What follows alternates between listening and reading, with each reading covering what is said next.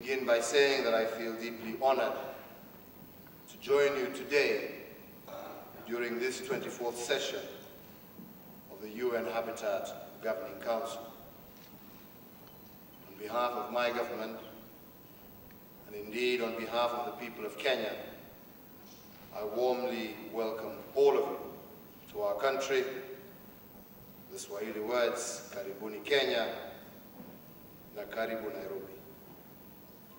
This event, ladies and gentlemen, marks my first multilateral engagement since I took over the leadership of our country a little less than a week ago.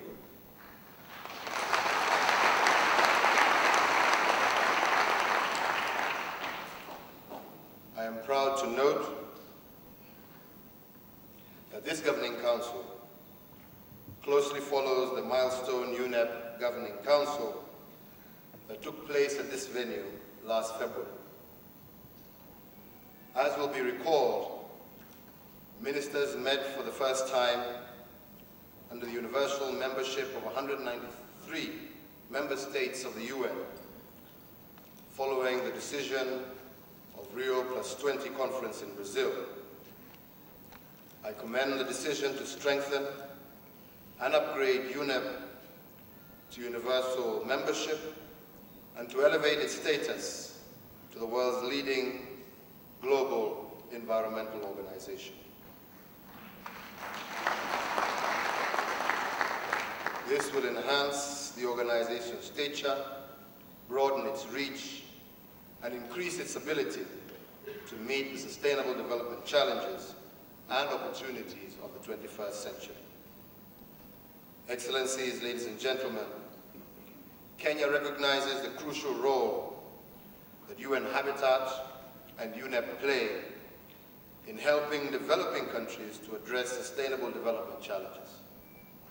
I want to assure you and the international community at large that my government will provide all the support needed to enable these important offices to more effectively perform their mandate.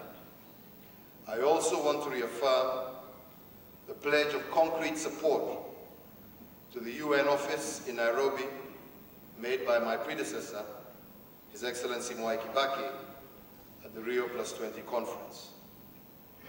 We are ready to provide more resources for the construction of facilities that can host an expanded diplomatic corps and UN operations.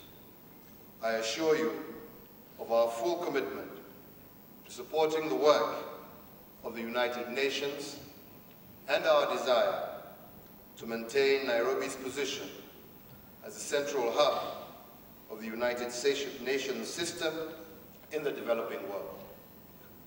Let me also note that for the last 50 years, since our independence, Kenya has been a firm advocate for a strong multilateral system as the basis of a peaceful and prosperous world. We will continue to be a strong partner in the understanding that true multilateralism, founded on mutual respect for each country's views and political processes, is the only lasting way we can successfully solve the common challenges we all face.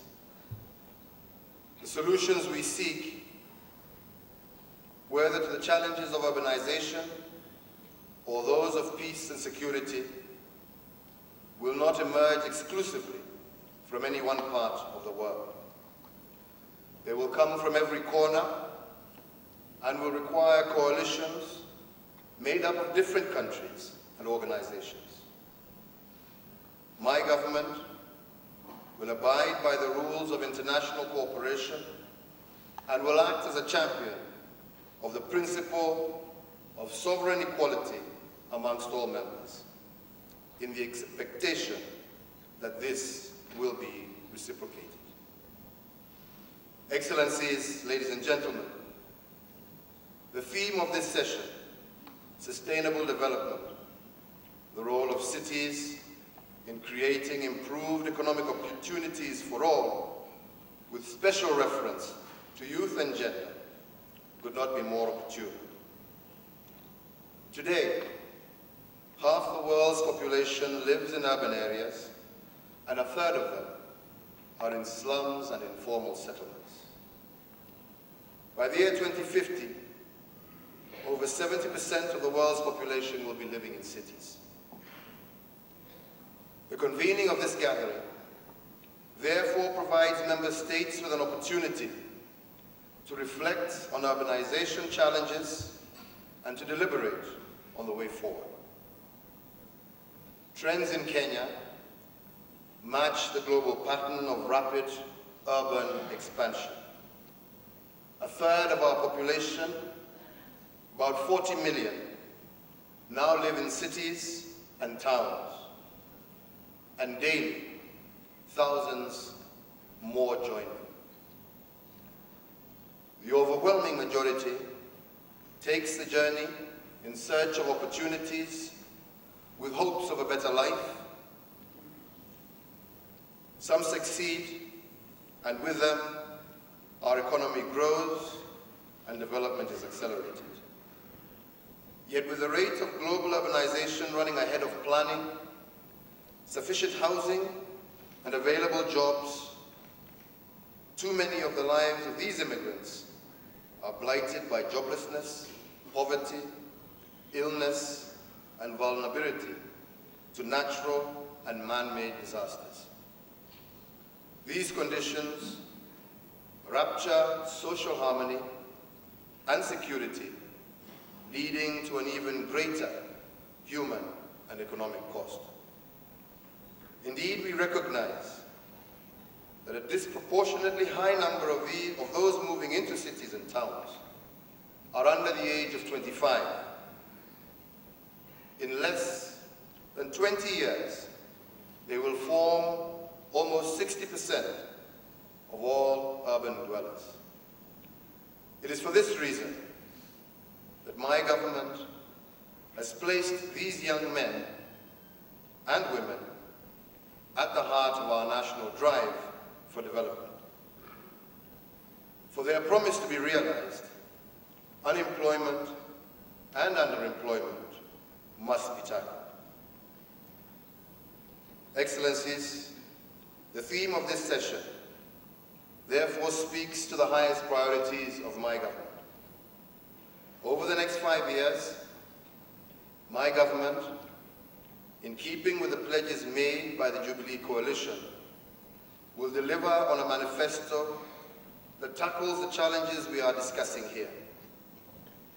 It rests on 3 pillars with elements that are congruent with the theme of sustainable urban development and the generation of economic opportunities through our cities, especially for young men and women. Under our first pillar of unity, we have pledged to empower our youth and women and give them equal access to economic and financial opportunities. In this regard, we intend to amend our own procurement law to entitle young men and women to supply 30% of all government contracts. We will build on this by developing public-private partnerships that partner young men and women and local authorities in government provision of basic services such as clean water and sanitation, roads maintenance, energy, and waste management. We will also seek to expand entrepreneurship opportunities through the provision of affordable loans, as well as an education that gives the youth the relevant skills and makes them competitive in modern urban economy. To this end, we will launch Biashara Kenya to provide young men and women with access to financing for entrepreneurial ventures. This will go a long way to further leverage women and youth participation in our economic activities. Under the second pillar, which is the economy, our focus is on achieving a 7 to 10% economic growth rate within the next 5 years, leveraging enterprise as a key factor of production to generate at least 1 million new jobs for our youth. To achieve this, we will focus on substantially improving the environment for growth in manufacturing and agricultural production through equitable access to land. Under our third pillar of openness, we have pledged to devolve power to the people. This pledge is enshrined in our new constitution, which embraces the devolution of services and resources from the central government to 47 counties. The immediate impact of this will be to create vibrant and serviced urban centers outside our major congested cities. Under the devolved system, these new urban centers will be managed in ways that include a fuller, more consultative and participatory role for all residents. Excellencies, ladies and gentlemen, in line with the Habitat Agenda, the Government of Kenya has developed initiatives that promote improved governance and service delivery for sustainable urban development. We have approved housing sector and real estate market incentives that attract the participation of the private sector in the housing delivery process, particularly for low-income earners. My government, with its strong focus on delivering improved lives for the urban poor, will give robust support to the Kenya Slum Upgrading Program. This program aims at improving the lives of an estimated 5.4 million people living and working in our slums and informal settlements. As part of this commitment, my government will extend security of tenure to inhabitants of informal settlements to enable them leverage their land commercially. The Kibera slum, for example, sits on 630 acres of land with a current market value of 63 billion Kenya shillings, or 765 million US dollars. By giving tenure to the people living in Kibera, my government will enable them to commercialize their land. Additionally, my government will continue to support the inclusion of urbanization as a key part of the post-2015 Global Development Agenda. We believe that a post-2015 development agenda should transformatively address the main challenges and opportunities that cities and towns in the 21st century face. We should find better ways to manage our rural environments in order to stem disruptive migratory flows to big cities. We want an agenda that focuses on small villages as much as it does on mega cities and balances the social, economic, and environmental dimensions of development. Excellencies, ladies and gentlemen, I take this opportunity to commend the Executive Director, Dr. Johan Kloos, for undertaking a governance review of UN Habitat as recommended by a number of member states and development partners. In consideration of the enormity of the responsibilities our governments will carry as we continue to urbanize, we will support a review that ensures UN Habitat is capable of delivering its mandate in a more effective and efficient manner. We are confident that the reform proposals will strengthen rather than weaken UN Habitat, and we believe that the responsibility to transform the challenges of urbanization into opportunities should be shared by all. Earlier, I applauded the move towards universal universal membership by UNEP, I hope that a similar constitution of this governing council will be given consideration in your deliberations.